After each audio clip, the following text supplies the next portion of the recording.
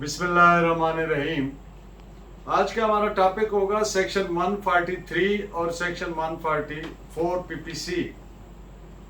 इन दो सेक्शंस को कवर करेंगे और इसके अलावा लीगल मैक्सिम होगा।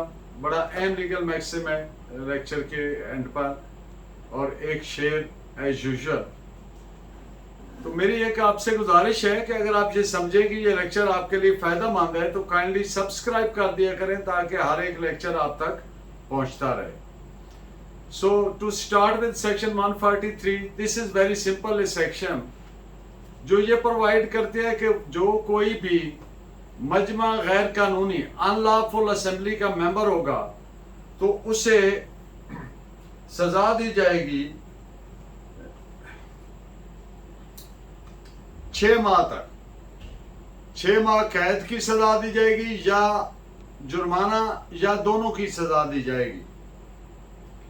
अब आप जानते हैं हमने प्रीवियस लेक्चर्स में उसको डिफाइन किया है सेक्शन 141 में और 142 में मजमा गैर कानूनी को। तो उसको उसका अहाता करते हुए इंतहाई मुख्तसरन अजमालन उसका जायजा लेते हुए वो 5 या 5 से ज्यादा अफराद की वो असम्बली, वो मजमा जो नियत मुश्तरका से, किस नियत से, किसी जुर्म के इर्तिकाब, किसी अफेंस को कमिट करने के लिए या सेंट्रल या प्रोविंशियल गवर्नमेंट को ओवरएम करने के लिए बाय शो ऑफ फोर्स और बाय यूज ऑफ फोर्स, तो ऐसे मजमा को मजमा गैर कानूनी कहा जाता है। लेकिन यहां पर एक बात याद रहे कि अगर कोई 5 या 5 से ज्यादा अफराद का इकट्ठ, मजमा, असम्बली जो भी कहें, अगर वो अपना हक के हिफाजत खुद इख्तियारी इस्तेमाल कर रहा है, is exercising the right of private defence, तो फिर उसको मजमा गैर कानूनी नहीं कहा जा सकता ता वक्ते के वो तजावज ना करे उस राइट से। इस पे आप एक जजमेंट भी नोट कर लें इस बात पे। AIR 1927 पटना, पेज है 27। और सेक्शन 144 ये है, मैं उसकी लैंग्वेज पढ़ भी देता हूं। Whoever being armed with deadly weapon or with anything which used as a weapon of offense is likely to cause death, is a member of unlawful assembly, shall be punished with imprisonment of either description for a term which may extend to 2 years or with fine or with both। यानी अगर कोई शख्स किसी मोलिक हथियार से मुसल्ला होकर, मोलिक आप जानते हैं हर वो हथियार मोलिक है जो विच कैन कॉज डेथ, जो जानलेवा हो सकता है, किसी की मौत वाक़या कर सकता है। अब ये सेक्शन कहती है 144 कि अगर कोई शख्स किसी मोलिक हथियार से मुसल्ला होकर या किसी ऐसी चीज से मुसल्ला होकर जिसको अगर बतौर वेपन ऑफ ऑफेंस यूज किया जाए तो वो मौत काज कर सकती है, और वो शख्स इस तौर से मुसल्ला होने के बाद किसी अनलॉफुल असेंबली का मेंबर बने, शामिल हो जाए उसमें, तो उसको सजा दी जाएगी। कितनी सजा दी जाएगी? 2 साल तक सजाए कैद या जुर्माना या दोनों की सजा दी जा सकती है। सेक्शन 144 दरअसल 143 की एग्रावेटेड फॉर्म है, यानी जो कोई चीज अपनी बुराई में या किसी चीज में बढ़ जाती है, ज्यादा हो जाती है, एग्रावेट हो जाती है। सेक्शन 144 के मुख्तसरन 2 इंग्रेडिएंट्स आप कह सकते हैं इस सेक्शन को कॉन्स्टिट्यूट करते हैं। पहली तो है एग्जिस्टेंस ऑफ अनलॉफुल असेंबली, मजमा गैर कानूनी का मौजूद होना, यानी वो नियत मुश्तरका से लोग इकट्ठे हुए हों किसी जुर्म के इर्तिकाब के लिए। और दूसरी बात कि मुलजिम का मुसल्ला होकर जानलेवा या मोलिक किसी चीज से मुसल्ला होकर उसमें शामिल होना।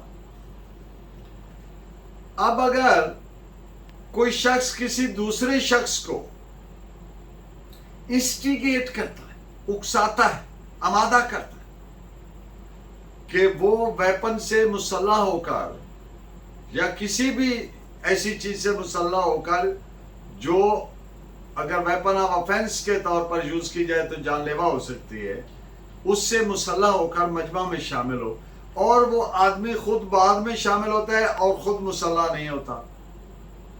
अब उनकी नीयत क्या थी कि किसी शख्स को शूट किया जाएगा। अब वो उसको शूट करते हैं, जुर्म का इर्तिकाब हो जाता है, तो अब वो शख्स जो बाद में शामिल हुआ और खुद गैर मुसल्ला था, तो उसको 149 के साथ साथ 144 के तहत भी एनहेंस्ड पनिशमेंट दी जाएगी, बढ़ाकर सजा दी जाएगी। इन पॉइंट्स पे आप एक जजमेंट नोट फरमाएं। AIR 1930 Madras page 857। आज का लीगल मैक्सिम में पहले उसकी जो लैटिन वर्ड्स हैं वो पढ़ देता हूं, उनकी प्रोनाउंसिएशन में अगर कोई गलती हो जाए तो माफ कर दीजिएगा। बिनाइन फेसिएंडी sunt interpretations propter simplicitatem laecorum ut res magis valit quam perit et verba intentione non e contra debent in serviri। इसका मतलब है कि a liberal construction should be made upon written instruments, कि जो तहरीरी मुआहदात हैं, डॉक्यूमेंट्स हैं। इंस्ट्रूमेंट कहते हैं किसी दस्तावेज को, कोई जिस पर तहरीर लिखी गई हो, किसी डॉक्यूमेंट पर जिसको तहरीर की शक्ल में लाया गया हो, एग्रीमेंट की शक्ल में लाया गया हो, दस्तावेज की शक्ल में, कवेनेंट की शक्ल में, एग्रीमेंट की शक्ल में, तो उन तमाम को के लिए एक वर्ड है लॉ में इंस्ट्रूमेंट। इंस्ट्रूमेंट के और माने भी हैं, लेकिन लॉ में जब होता है तो इससे मकसद मुराद वो दस्तावेज जो फरीकैन ने एग्जीक्यूट किया है, जिस पर उन्होंने इत्तेफाक किया। तो ये इंटरप्रिटेशन ऑफ स्टैच्यूज के लिहाज से ये मैक्सिम बहुत अहमियत का हामिल है।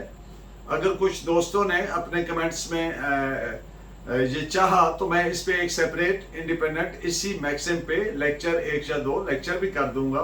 वैसे तो इस पे 5 लेक्चर भी कर दिए जाए तो ये इतना वसी है कि आगे चल के ये इंटरनेशनल ट्रीटीज और उनको भी कवर करता है।